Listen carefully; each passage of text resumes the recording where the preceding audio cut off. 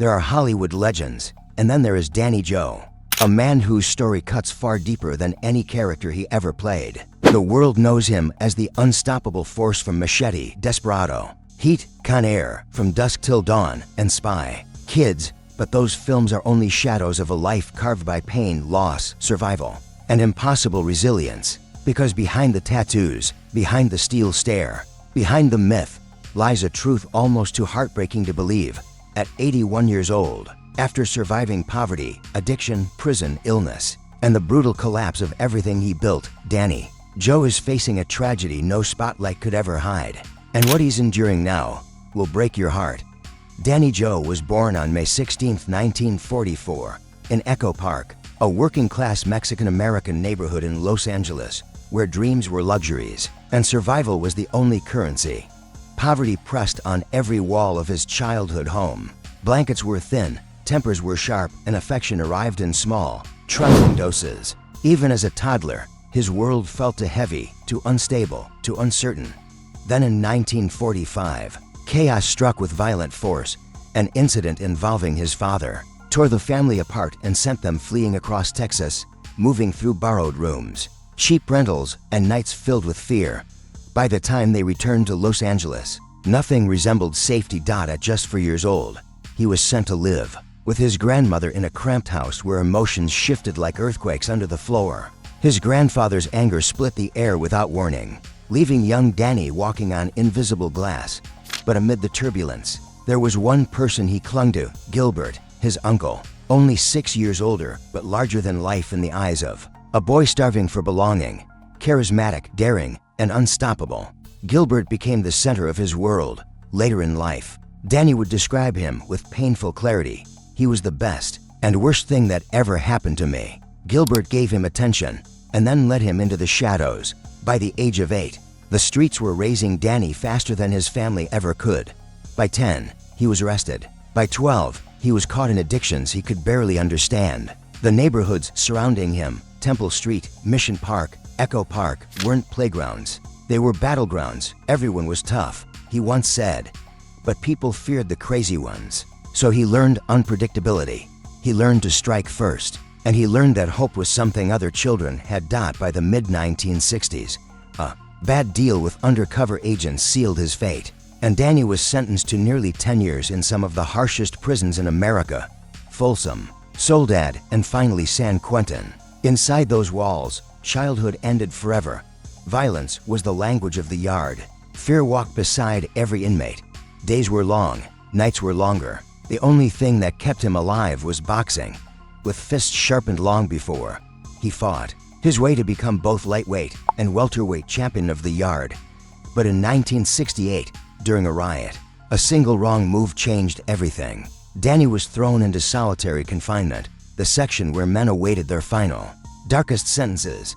In that tiny concrete tomb, with silence pressing against his chest, he whispered a prayer he had never spoken before. "If you're real, let me live." It was not a prayer for freedom. It was a plea for transformation. Miraculously, no one testified against him. The charges disappeared. And in 1969, Danny Trejo walked out of San Quentin, blinking at the sunlight like a man given a second birth.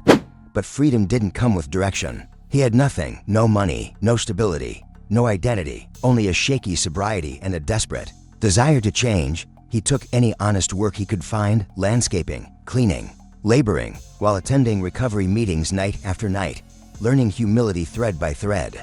Then fate stepped forward. In 1985, a young man from his recovery group was falling apart on the set of the film Runaway Train. He called Danny for help. Danny went, not knowing destiny was waiting. When he stepped onto that set, Edward Bunker, a former San Quentin inmate turned screenwriter, recognized him instantly. "Do you still box?" he asked. One nod later, Danny was cast. No resume, no audition, just raw authenticity. That moment cracked open a door Hollywood never expected him to walk through. He began filming tirelessly, -14 to 16-hour days, sometimes appearing in more than 20 films a year. He didn't turn down roles. He treated every job, no matter how small, with reverence. He wasn't acting, he was channeling the man he once had been. Directors noticed the silent thunder behind his eyes, the discipline in every movement. the stillness more powerful than any dialogue. By the mid-1990s, audiences around the world recognized him instantly. In Heat, his presence simmered like quiet danger. In Desperado, he turned Navajas into an icon without saying a word.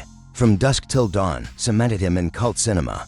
Con Air carried his intensity across continents. Then Spy Kids revealed a warmth no one expected from the man with the hard-carved face. And in 2010, the miracle arrived. Robert Rodriguez created Machete specifically for him. At age 66, an age Hollywood rarely crowns, Danny Trejo became a leading man. The film earned over $44 million. Merchandise exploded. A franchise was born. And Danny went from earning $50 a day to millions. But even then, he spent nights in cheap motels between shoots, too tired to drive home. He helped crew members who were struggling. He kept showing up with gratitude, because he never forgot the boy who once slept on thin blankets in Echo Park. But success couldn't save his heart. Love fractured again and again across for marriages. His first marriage to Laura collapsed under the weight of the chaos he hadn't yet learned to escape. His relationship with Diana Walton gave him a son, Danny Boy, the child who became the anchor of his life. But even that tenderness slipped away as old wounds leaked into their home. His marriage to Debbie Shippick was loving but fragile, built during a chapter when he was still learning how to be whole. And his longest marriage, to Debbie Shreve, gave him the stability he had never known: children, routines, birthdays, and warmth. But as Hollywood consumed his time, silence consumed their bond. Fame didn't destroy their home, absence did. In 2009, the marriage that had once held hope, family, and quiet warmth came to an end, not in anger, not in shouting, but in a soft, devastating silence. Danny Trejo didn't blame anyone. He didn't curse fate. He spoke only with gratitude for the years he shared and with a sorrow that clung to him long after the papers were signed. What broke him most were not the arguments or the distance. It was the memories of what he missed. The bedtime stories he wasn't there to read. The school plays where an empty seat waited for him. The moments that slipped through his fingers while he chased a career he never believed he deserved. Those regrets would follow him like shadows. But life was not finished testing him.